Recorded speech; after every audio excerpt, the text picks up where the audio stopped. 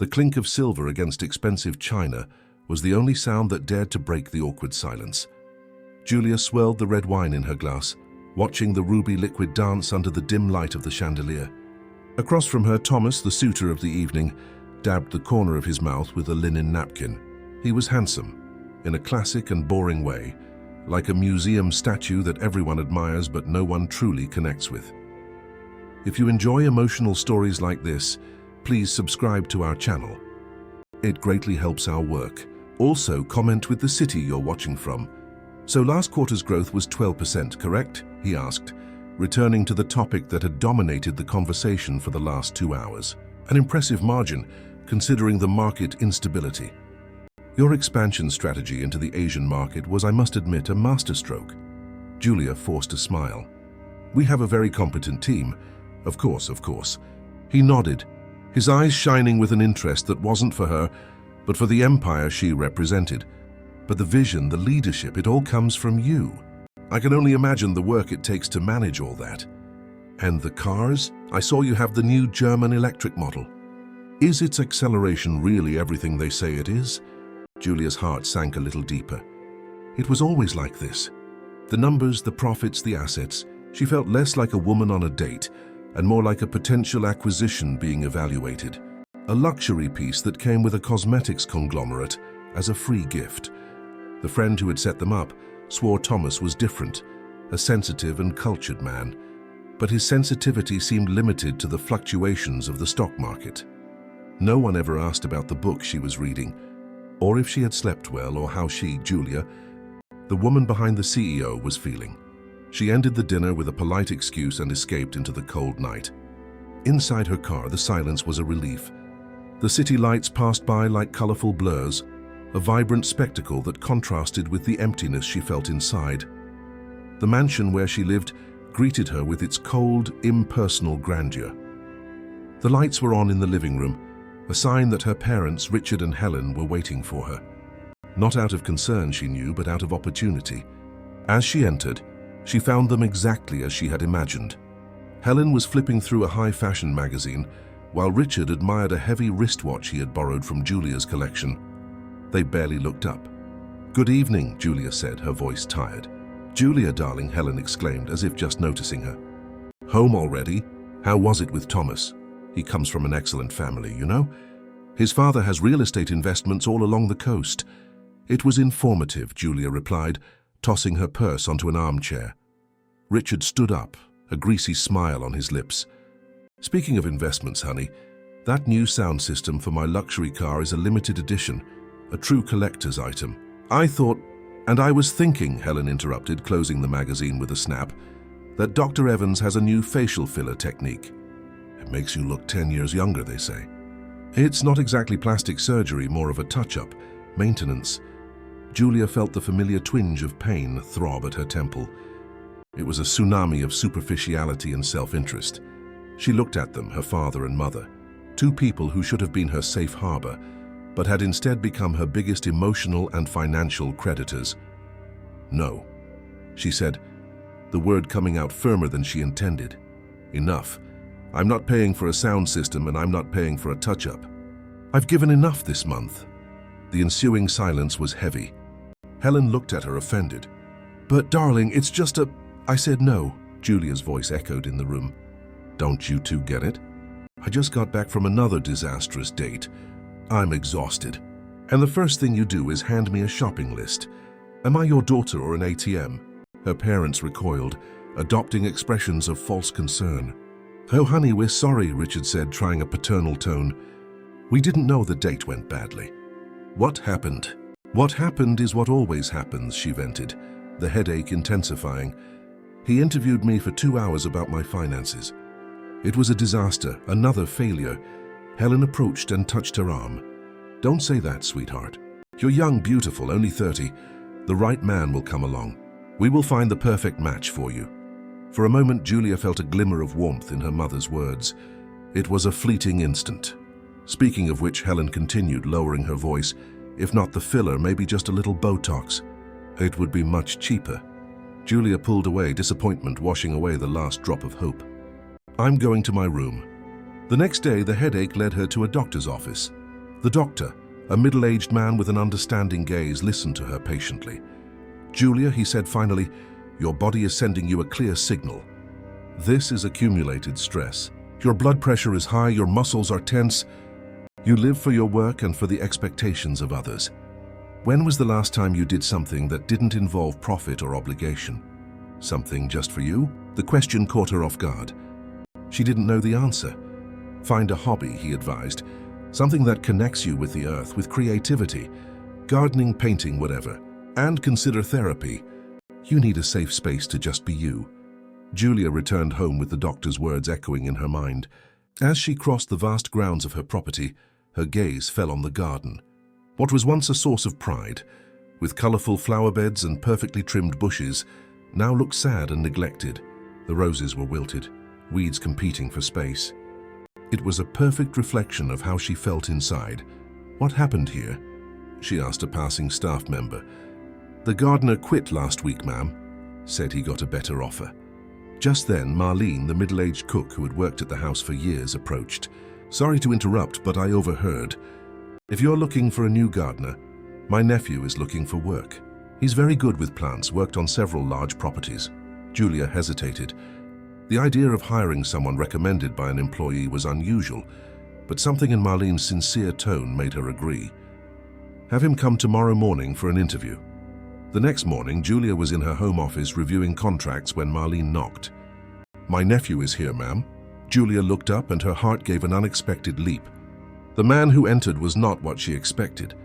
Miguel, as Marlene introduced him, was tall with broad shoulders that filled out his simple work shirt. His eyes were a deep brown, warm and attentive. There was dirt under his fingernails and a stillness about him that was almost palpable, as if he carried the peace of the garden itself. "Good morning," Julia said, extending her hand. To her surprise, Miguel didn't respond verbally. Instead, he bowed his head respectfully, and with graceful, precise movements, his hands began to move in a language Julia didn't immediately understand.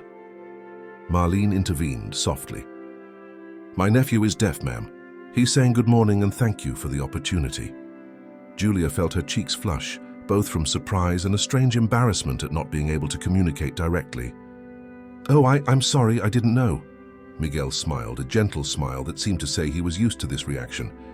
Marlene translated as he signed. "He says it's no problem, and that he can communicate by writing too, if you prefer."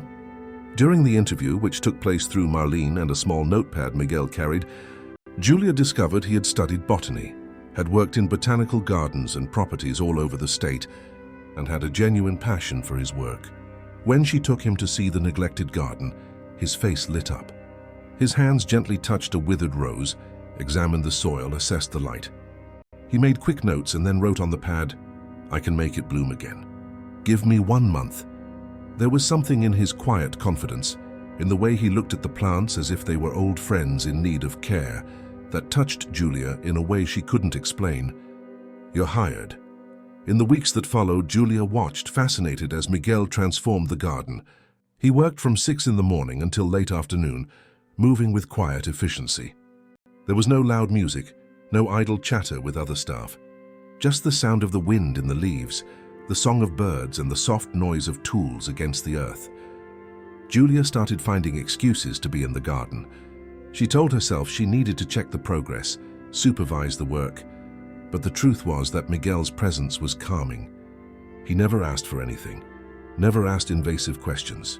When he saw her, he would smile, nod, and return to his work. It was refreshing, a human connection with no ulterior motives. One day, while Miguel was planting new lavender seedlings, Julia approached with 2 bottles of cold water. She offered one to him. Miguel accepted with a grateful nod. They stood there side by side in comfortable silence, watching butterflies dance over the newly planted flowers. Julia felt something stirring inside her, a desire to truly connect. That night, she did something that surprised her. She searched online for classes in ASL, American Sign Language. If she was going to have Miguel working on her property, and if his presence brought her so much peace, then she wanted to be able to speak with him directly. She started with online videos, practicing in front of the mirror in her room. Her hands, so used to signing contracts and typing emails, now struggled to form simple signs. "Hello, thank you, how are you, you're welcome." It was humbling and liberating at the same time. For the first time in years, she was a beginner at something vulnerable and clumsy. 2 weeks later, as Miguel was pruning the rose bushes, Julia approached, her heart pounding. She waited for him to look at her, and then, with trembling hands, she signed, "Good morning." It was awkward, probably wrong, but she tried. Miguel's expression was one of pure shock, followed by something that could only be described as joy. His eyes lit up and he signed back slowly, exaggerating the movement so she could follow. "Good morning, Julia, how are you?" She laughed, a genuine laugh that seemed to come from a long-forgotten place. "Good," she signed back, though she wasn't sure if she was doing it right. "You, teacher?" And so a new routine began. Every day, Julia practiced ASL. Miguel, noticing her effort, began to teach her during his breaks, gently correcting her signs, teaching her new words. "Gardening, sun, earth, flowers, happy, sad, thank you, please." Each new word was a door opening, each conversation a brick being laid on a bridge between two worlds. Julia found herself eagerly awaiting her moments in the garden. Not just for the beauty of the returning flowers, but for Miguel's quiet, gentle company. He had a way of listening to her, even without words, that made her feel truly seen. When she signed about a hard day at work, he would simply nod with empathy and then lead her to see a new flower that had bloomed, as if to say, "Look, life goes on. Beautiful things still happen." Her parents, of course, noticed. Helen was the first to comment one afternoon when she saw Julia laughing in the garden as Miguel taught her the sign for butterfly. "Julia, darling, you've been spending a lot of time with the gardener." People are going to start talking. Julia, who was in a good mood, just smiled. "Let them talk, Mom, I'm learning a new language." "But dear," Helen insisted, wrinkling her nose, "he's the gardener. And he's deaf.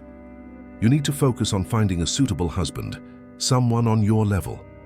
Julia felt her irritation rise, but she took a deep breath. "Miguel is my employee and my friend." "And suitable, Mom, isn't measured by last names or bank accounts." Helen backed off, but her eyes narrowed. "You were always stubborn, Julia. I just hope you know what you're doing." The truth was, Julia wasn't sure.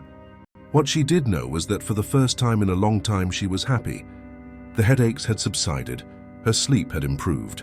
She started waking up excited, not for business meetings, but for the chance to learn a new sign, to see Miguel's smile when she got a complex sentence right. It was during this phase of fragile contentment that her parents made their final move. One evening, they called her into the living room with unusual urgency. "Julia," Richard said, his face serious, "we found someone truly special. We want you to meet him." "I'm not interested," Julia replied, tired just thinking about another forced dinner. "We've been through this dozens of times." "This one is different," Helen insisted, a strange excitement in her voice. "Roman Pierce. He comes from one of the oldest families in New England. But it's not just about lineage, dear. He has a literature degree from the Sorbonne. He's cultured, well-traveled, and Julia, he doesn't need your money. His family has their own properties, their own investments. He's looking for a partner, not a bank account."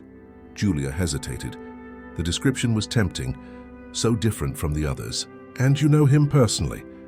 "We met him through mutual friends," Richard said. "He's coming to dinner here tomorrow night. Just one dinner, Julia. If you don't like him, we'll never insist again, promise." There was something in their tone, an insistence that felt different. Julia sighed. "One dinner, just one, but this is the last time." The next night, Julia got ready with a reluctance bordering on apathy. But when she came downstairs and saw Roman Pierce for the first time, her heart gave a small stumble. He was devastatingly handsome, but in a different way. He didn't have the cold, calculated beauty of the other suitors. His eyes were a piercing green. His dark hair fell in a slightly messy way, and when he smiled, it was a smile that reached his eyes. Warm and genuine. "Julia," he said, taking her hand and kissing it lightly, "it's a pleasure to meet you. Your parents speak so highly of you. I was afraid reality wouldn't measure up, but I see they were being modest." Julia blushed, something that hadn't happened in years. "The pleasure is all mine." The dinner was a revelation. Roman didn't talk about business, markets, or investments. Instead, he discussed art, literature, philosophy. He had spent years traveling Europe, visiting museums, studying history. He asked about Julia's favorite books, about her passions outside of work, about her dreams. He listened to her, truly listened, asking follow-up questions, interested in her answers. "Have you ever read Donna Tartt?" he asked, his eyes shining. "The Secret History. The way she explores obsession, the confrontation with morality. It's agonizing and beautiful at the same time." Julia felt her heart quicken. "I love her. The Goldfinch made me cry for days. There's something about the way she captures the pain of loss and invisibility." Roman leaned forward, fascinated. "Exactly. It's about being seen, about truly existing in the eyes of another. You understand that perfectly." The conversation flowed like wine, natural and intoxicating. For the first time, Julia felt she was talking to an equal, someone who saw beyond the money, beyond the facade. When dinner ended, Roman didn't leave immediately. They walked together in the garden under the moonlight. Julia noted how Miguel had transformed the space, the flowers perfuming the night air. "Your garden is magnificent," Roman commented. "There's love here. Who takes care of it?" "My gardener, Miguel." "He's incredible," Julia replied. "You seem very fond of him." Julia nodded. "He taught me that silence can be more eloquent than 1,000 words." Roman looked at her with an intensity that made her blush again. "You are fascinating, Julia, unlike any woman I've ever met. I would very much like to see you again if you'll allow me." Julia found herself saying yes before she could think twice. In the weeks that followed, Roman became a constant presence. He took her to art exhibits, to concerts, to dinners at small hidden restaurants where the food was about flavor, not flash. He was attentive without being suffocating, interested without being invasive. He brought her flowers, but not expensive roses. He brought wildflowers from the countryside because he said they reminded him of her genuine simplicity. Julia found herself falling. It was terrifying and thrilling.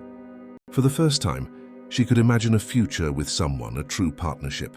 Her parents were radiant, almost celebratory, and that for some reason should have been a warning sign. But Julia was so caught up in the emotional whirlwind that she ignored it. It was Miguel who first planted the seed of doubt. One day, after Roman had left from a lunch at the mansion, Miguel approached Julia as she was watering the orchids. He signed slowly, his eyes serious. "Be careful." Julia frowned. "Careful of what?" Miguel hesitated, then signed. "Handsome man." Beautiful words, but eyes? They don't match. Cold eyes when you are not looking. Julia felt a pang of defensive irritation. "Miguel, you don't know him. Roman is different." Miguel just nodded, but there was a sadness in his face, as if he wanted to say more but couldn't. Julia tried to ignore it, but the words stayed with her, a splinter under her skin. She started watching Roman more closely. When he thought she wasn't looking, there was something in his expression, a mask slipping for a fraction of a second, revealing something calculated underneath. But then he would smile, say something sweet, and the doubt would dissipate like smoke. 2 months later, during a particularly romantic dinner at a restaurant overlooking the bay, Roman held Julia's hand across the table. His green eyes shone in the candlelight. "Julia," he began, his voice low and full of emotion, "I didn't expect this. I didn't expect to find you. You've made me believe again in something I thought was lost, the possibility of a real connection."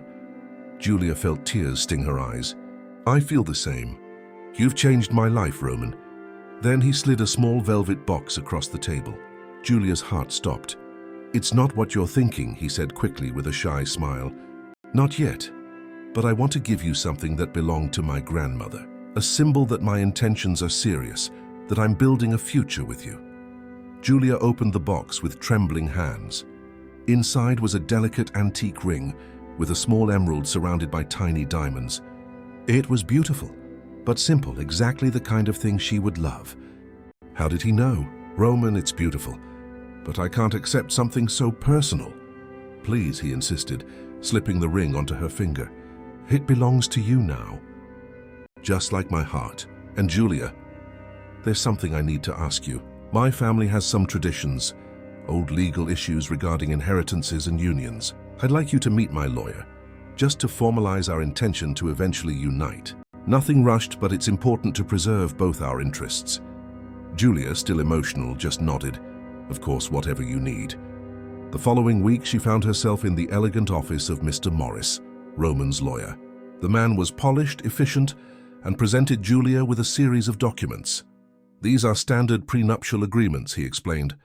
"They protect both parties, ensure that in the unlikely event of a separation, each person keeps what is theirs." Roman insisted it be fair to both sides. Julia flipped through the pages. It was all so formal, so cold, but she supposed this was their world. She was about to sign when something made her pause. Maybe it was the echo of Miguel's words, or maybe it was her business instincts finally waking from their romantic slumber. "I'd like my own lawyer to review this first," she said, closing the folder. "It's standard procedure, I'm sure you understand." For a fraction of a second, something dark crossed Roman's face, but it was so fast, Julia almost thought she'd imagined it. "Of course, my love. Take all the time you need." But she noticed a tension in his shoulders that wasn't there before. That night, Julia had trouble sleeping. She lay staring at the ceiling, the ring heavy on her finger. Why was she feeling so uneasy? Roman had been perfect. Maybe too perfect. She thought of Miguel, of his silent warnings. What had he seen that she was blind to? The next day, she scheduled a meeting with Mr. Chen, her personal lawyer for years, a man of unshakable integrity who had helped build her empire. He reviewed the documents, his expression growing darker. "Julia," he said finally, taking off his glasses, "this is not a standard prenuptial agreement. This is a disguised transfer of control." "What do you mean?" "Look here." He pointed to a clause buried in legal jargon. "In the event of marriage, you agree to transfer 60% of the controlling shares of your company to a joint account managed by both spouses. And here, in case of temporary mental or physical incapacity, the spouse automatically assumes full control. And look at the definition of incapacity. It's absurdly broad. A 48-hour hospitalization qualifies." Julia's blood ran cold, but Roman said it was to protect us both. "Julia," Mr. Chen said, his voice gentle but firm, "you could get married and the next day, if you had an appendicitis attack and were in the hospital for 2 days, this man would have full legal control of your fortune. And given that the clauses are extremely favorable to him, I doubt you'd ever get it back. This isn't love, it's a trap." Julia felt nausea rise in her throat. "No, it can't be. We talked about Donatat, about art. He understands me. Or he studied you," the lawyer replied. "Julia, from what you've told me, your parents introduced him. When was the last time they did anything for you out of self-interest?" The realization hit her like a piano falling from a skyscraper, crushing every remaining illusion. Her parents. It was always about money with them. She had been so stupid, so desperate for affection that she had lowered all her guards. She thought about all her conversations with Roman, how he always deflected when she asked for details about his family, his properties. She had assumed it was modesty. Now she saw it was evasion. "What do I do?" she whispered. Mr. Chen leaned forward. "You need evidence. If he's truly a con artist, he's not doing this alone. Your parents are involved. You need to find out the full plan before you confront them. Otherwise, they'll just deny it and try another way." "How do I do that?" The lawyer thought for a moment. "Pretend nothing has changed. Say your lawyer approved the documents, but you want to wait a bit before getting married so it doesn't seem rushed. In the meantime, we investigate. And maybe," he hesitated, "you need someone you truly trust, someone who has nothing to gain from your downfall." Julia immediately thought of Miguel. He had tried to warn her from the start. In the weeks that followed, Julia became an actress. She smiled at Roman, accepted his gifts, whispered sweet words. Inside she was breaking, but on the outside she was the loving girlfriend. Mr. Chen hired a discreet private investigator who began to unearth ugly truths. Roman Pierce was not who he claimed to be. His family had no properties, no fortune.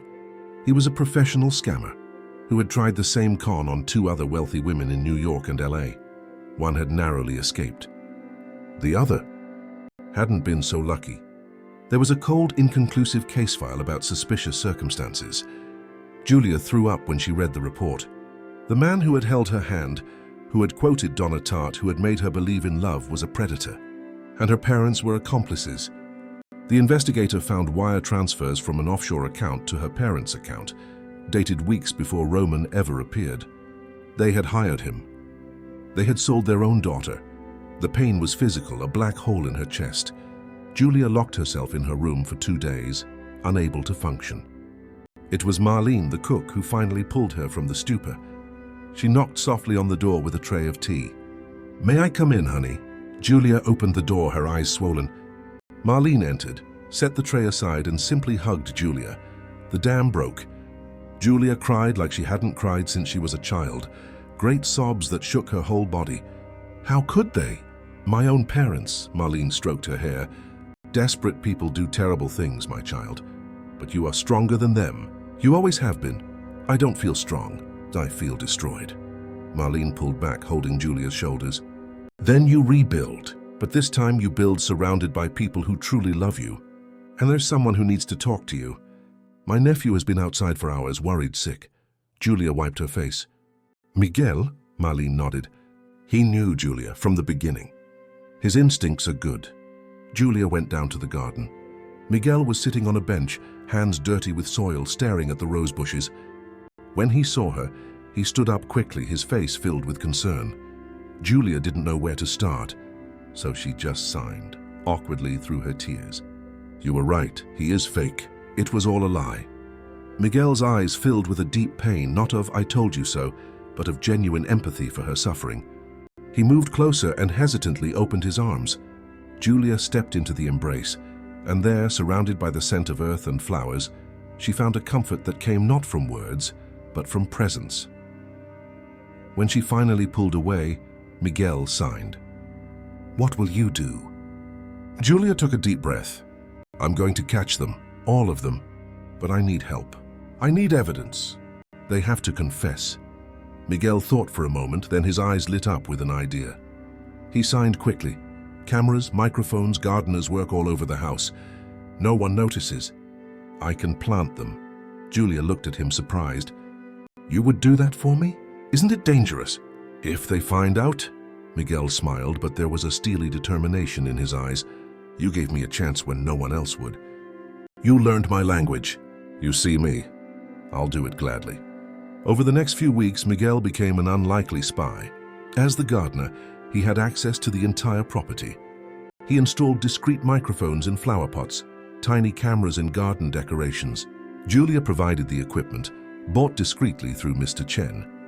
She continued her act, going on dates with Roman, accepting dinners with her parents, all while Miguel captured everything. It was on a Sunday afternoon that they finally got what they needed. Julia had left deliberately, saying she had an emergency meeting at the company. Roman, her parents, and Roman's lawyer gathered in the mansion's living room, thinking they were alone. Miguel's cameras and microphones captured everything in high definition. "She's taking too long to sign," Richard complained, pouring himself an expensive whiskey from Julia's collection. "It's been weeks since we took the documents to her lawyer." "Is she suspicious?" Roman, leaning back casually on the sofa, looked less like the passionate romantic and more like a calculating shark. "She's not suspicious. She's in love. You've seen her. It's pathetic. I just need to push her a little more. Maybe a proper proposal, something public where she can't say no without looking bad." Helen laughed, a humorless sound. "My daughter was always so desperate for approval." "It makes the job easy. But Roman, once she signs, how long until we have access to the funds?" The lawyer, a slippery-looking man, answered, "Once signed and registered, I can create situations that qualify as temporary incapacity. A small controlled health crisis, nothing that can be traced back. A few days in the hospital, and control is Roman's. He transfers the assets to offshore accounts and you receive your agreed-upon shares. 40 for Roman, 30 for each of you." "And Julia?" Richard asked, but his voice held no paternal concern, just practical curiosity. Roman shrugged, a reptilian coldness in his green eyes. "Once the money is secure, a messy divorce, allegations of her mental instability. With luck, she'll be so broken she'll accept any settlement just to be done with it. If she causes trouble," he paused, smiling, "well, accidents happen. I've managed similar situations before." Julia, watching the recording in Mr. Chen's office, felt bile rise. She had invited this man into her home, her life, her heart. And he was talking about making her disappear as if he were discussing the weather. Mr. Chen, sitting beside her, was pale. "This is more than enough evidence. Conspiracy, fraud, and the suggestion of even worse plans. We can take this to the police now."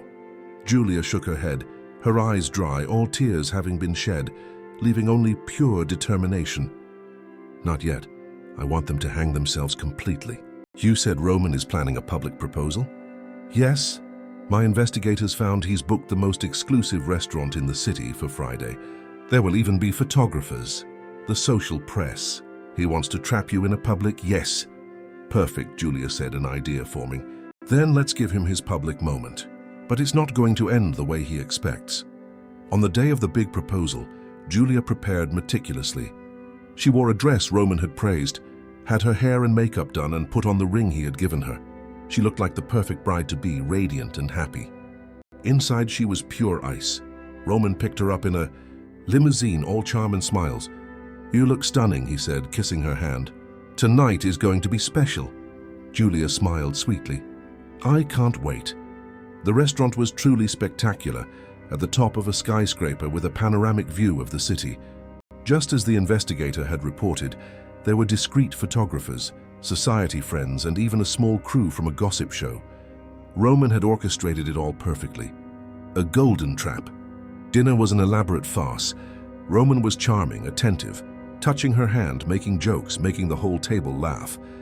Julia played her part, the enchanted girlfriend. And then came the moment. Roman stood, signaling for the musicians to start a soft waltz. The chatter in the restaurant died down, all eyes turning to them. Julia, he began, his voice emotional, getting down on one knee beside the table. From the moment I met you, I knew my life had changed. You are intelligent, beautiful, compassionate. You make me want to be a better man. And I cannot imagine my life without you. He opened a box with a stunning engagement ring, a huge, flashy diamond.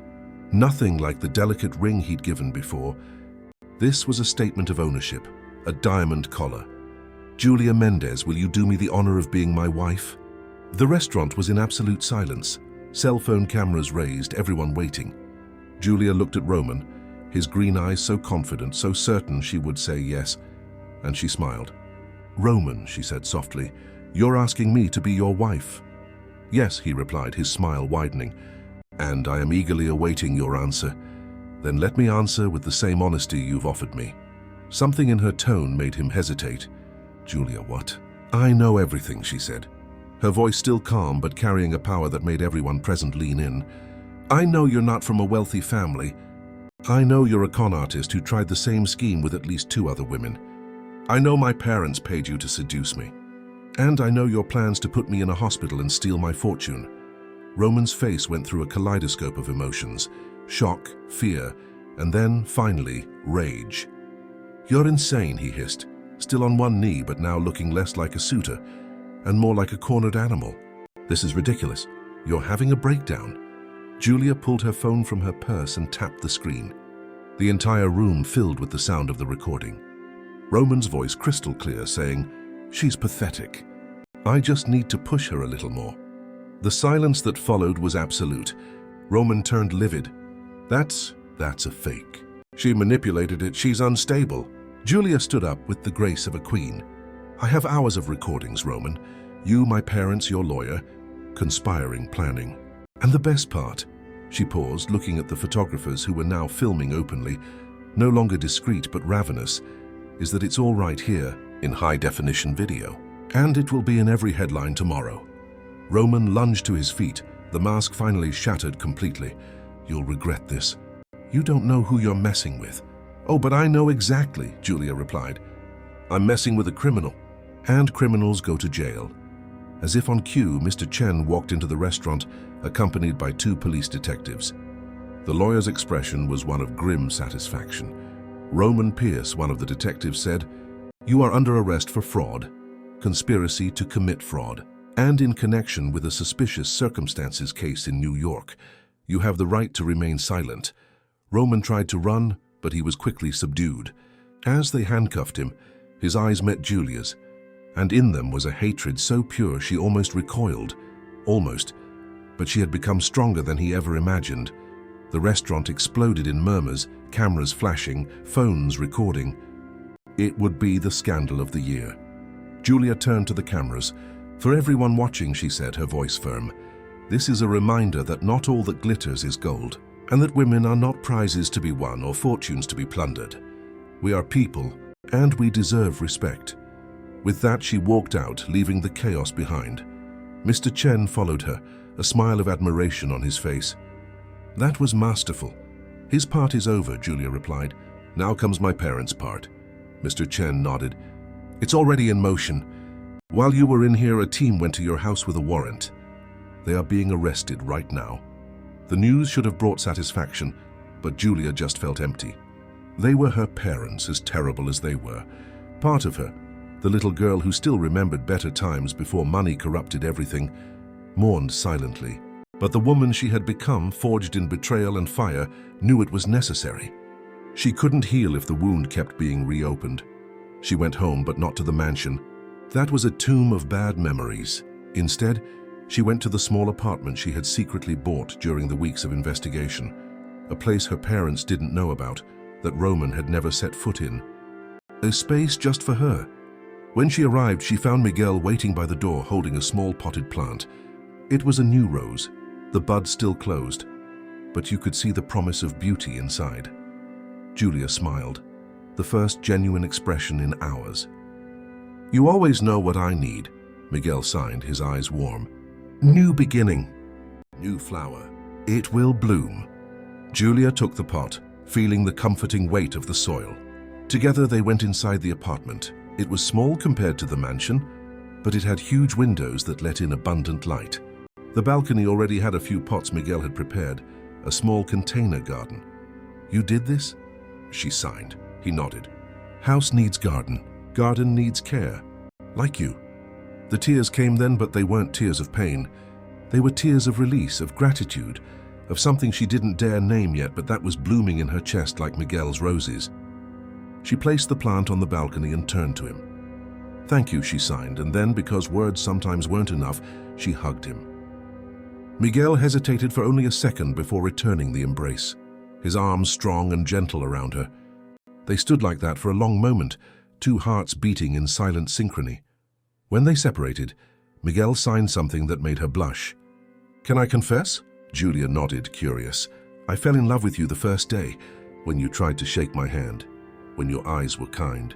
Most people look through me. You saw me. Julia's heart leaped. Miguel, He placed a finger gently over her lips, silencing her, then signed. You don't have to say anything now. You have been through so much.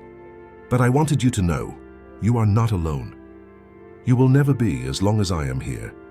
Julia felt something broken inside her begin to mend. This wasn't the performative false love Roman had offered. It was something deeper, quieter, more real. It was built on actions, on care, on truly seeing and being seen. In the weeks that followed, as the scandal exploded in the media, Julia remained isolated, protected. Roman was formally charged. The assets he had fraudulently acquired from other victims were tracked down. Her parents faced multiple charges, from conspiracy to embezzlement of funds Julia had given them over the years under false pretenses. The trial was swift and brutal.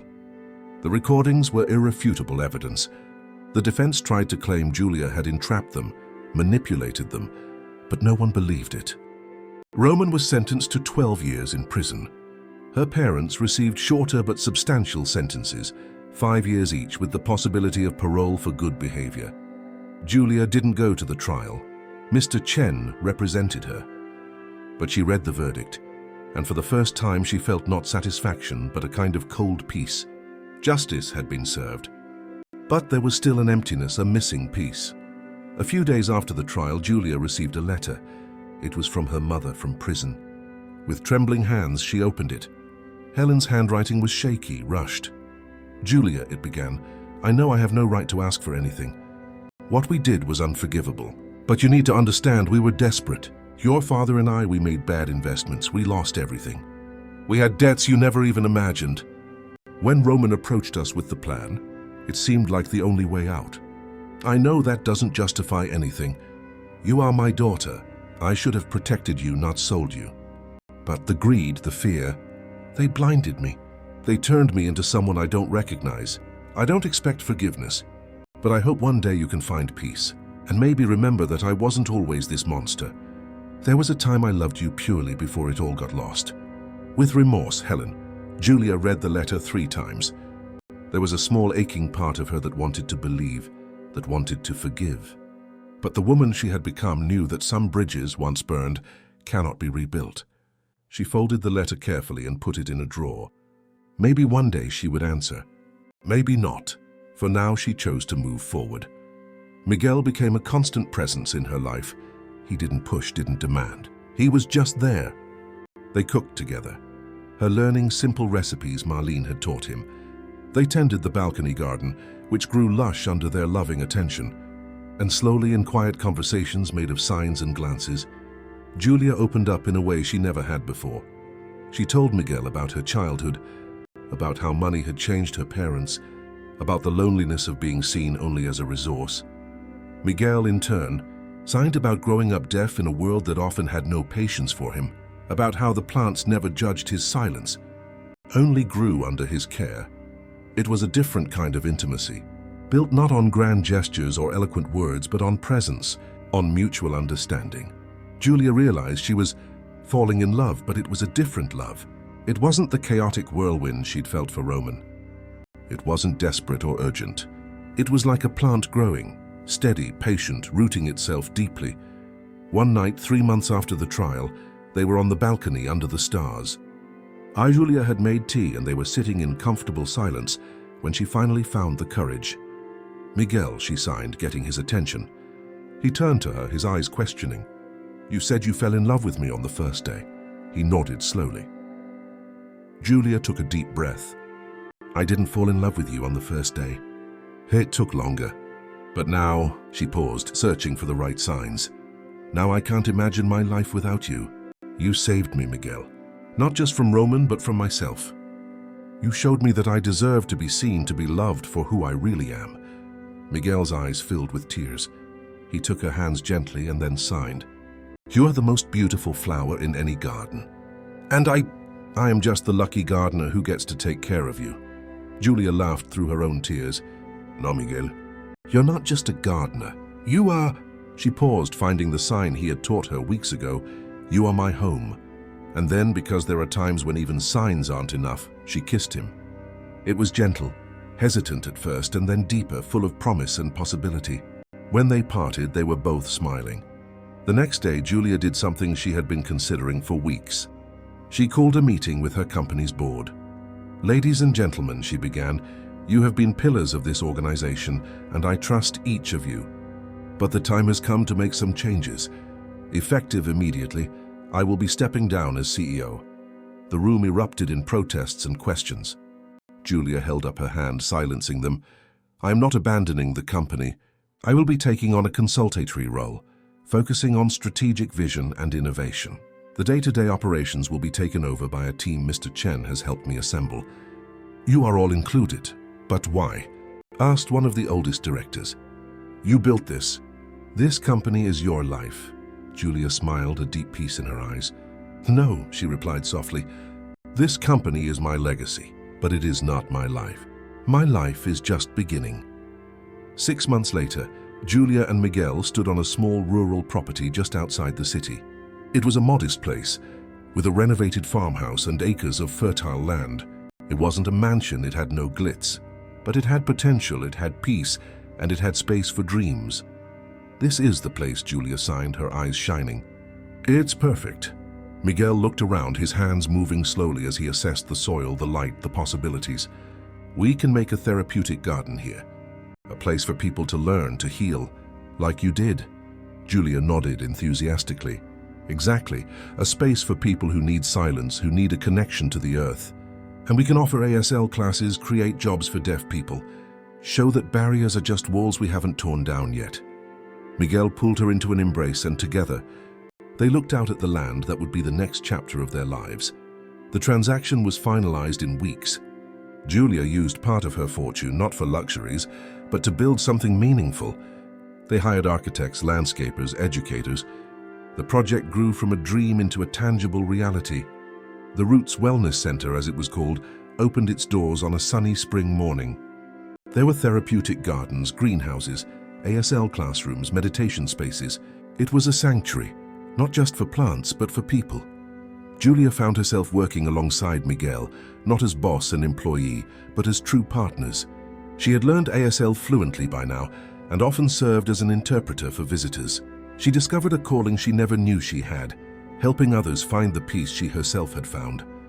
One day, months after opening, Julia received an unexpected visitor. Mr. Chen showed up with a young, timid woman with frightened eyes. "Julia," the lawyer said, "this is Amanda. She's getting out of a difficult situation, a controlling relationship. She heard about your center and wanted to come." Julia knelt in front of Amanda, seeing her past self in the young woman's eyes. "You are safe here," she said gently, "and you are not alone. We will help you find your strength." Amanda began to cry, and Julia held her, feeling the circle complete. She had been saved, and now she could save others. In the weeks that followed, Amanda blossomed. She worked in the garden, learned ASL, had therapy with the professionals Julia had hired, and slowly the frightened woman transformed into someone stronger, more confident. Julia watched, proud, knowing this was her true legacy. Not millions in a bank, but transformed lives. One night, after a long day at the center, Julia and Miguel were in their bedroom in the farmhouse. It was simple but cozy, with large windows overlooking the firefly-lit garden. Miguel was sitting on the bed, cleaning dirt from under his nails, when Julia approached with something hidden behind her back. He looked at her, curious. Julia smiled, nervous, and brought her hands forward. It was a small pot, and inside a dogwood sapling, a tree known for its beauty and resilience. She signed. "This tree, small now, but it will grow strong, tall. It will have beautiful flowers, like our love." Miguel took the pot, his eyes filling with understanding. Julia took a deep breath and continued signing. "Miguel, you planted hope in my heart when it was empty. You watered me with patience when I was dry. You made me bloom when I thought I never could again." She paused, pulling a small box from her pocket. "Now I want to plant a future with you. Will you marry me?" Miguel froze, the pot trembling slightly in his hands. Then slowly he set the pot aside and took Julia's face in his hands. His own hands moved, each sign loaded with emotion. "You were a flower in the desert for me. You learned my language, saw my world. You made me feel like I had a voice even without sound." "Yes," he signed emphatically, tapping his closed fist down in affirmation. "Yes, forever." "Yes." Julia slid the simple ring, a band of gold intertwined with silver, representing two lives joining onto his finger. They kissed, and in that kiss were promises of garden sunrises, of challenges faced together, of a love that didn't need words to be the most eloquent thing in the world. The wedding took place at the root center itself, under an archway of flowers they had planted themselves. There weren't hundreds of guests, just the people who truly mattered. Marlene, who cried with joy, Mr. Chen, who served as a witness, Amanda and other students from the center who had become family. The ceremony was bilingual, with an ASL interpreter standing next to the officiant. When it came time for the vows, Julia and Miguel faced each other, and their hands spoke for them. Julia signed, with Miguel interpreting aloud for the hearing guests. "I promise to see you every day, truly. I promise to cultivate our love with patience. I promise to stand by you in storms and in sun. You are my garden, my peace, my home." Miguel responded, his hands strong and steady. "I promise to care for you as I care for every flower with devotion. I promise to give you roots to grow and wings to fly. You are my silent voice, my speaking heart, my always." There wasn't a dry eye in the garden. When the officiant pronounced them married, the applause was deafening, but for Julia and Miguel, all that existed was the perfect silence of their worlds merging. The reception was simple, a garden party with homegrown food, live music, and laughter. As night fell and lanterns were lit, illuminating the garden like fallen stars, Julia found herself standing in a corner, just watching. She saw Miguel laughing with guests, using exaggerated signs to make a child giggle. She saw Marlene dancing with Mr. Chen. She saw Amanda talking animatedly with other students, all her shyness gone. And she felt a gratitude so deep it almost hurt. This was the happy ending she never knew she needed. It wasn't a fairy tale prince, it wasn't wealth and glamour. It was real connection, love built on solid ground, and a purpose that went beyond herself. That night, when everyone had gone home and the house was quiet, Julia and Miguel walked through the garden. The full moon painted everything silver, and the scent of jasmine filled the air. They came to the center, where the dogwood sapling Julia had given Miguel was now permanently planted. It was still small but healthy, its leaves shining in the moonlight. One day Miguel signed it will be a big tree, shade for grandchildren. Julia smiled at the image. I like that. A family growing under our tree. They stood there, hands intertwined, looking at the future planted in the present. And Julia understood, finally and completely, that the true Prince Charming she had been looking for was never a man. It was the journey of finding herself, of learning that she was whole on her own, and that true love doesn't complete you. It multiplies the wholeness you already possess. End of story. Dear listeners, we hope Julia and Miguel's story touched your hearts as deeply as it touched ours to create it. This is a story about rediscovery, about finding truth amidst lies, and about the transformative power of genuine love. If this narrative resonated with you, we invite you to become part of our community. We have prepared a special playlist full of equally engaging and inspiring stories, each exploring the complexities of human relationships and personal growth. You can find it by clicking here on the side. If Julia's journey from loneliness to fulfillment moved you, be sure to subscribe to our channel. Every subscription motivates us to bring more stories that celebrate strength, resilience, and the human capacity to start over. Tap the like button to show us this story reached you, and share in the comments which moment marked you the most. Was it the discovery of the betrayal? The first kiss under the stars? The wedding in the garden? We want to hear your voice. Every day we bring narratives that explore what it means to be human, to love, to lose, and to find oneself again. Don't miss our upcoming content. Activate the notification bell and join us on this journey of stories that transform, move, and inspire. We'll see you in the comments. And until the next story.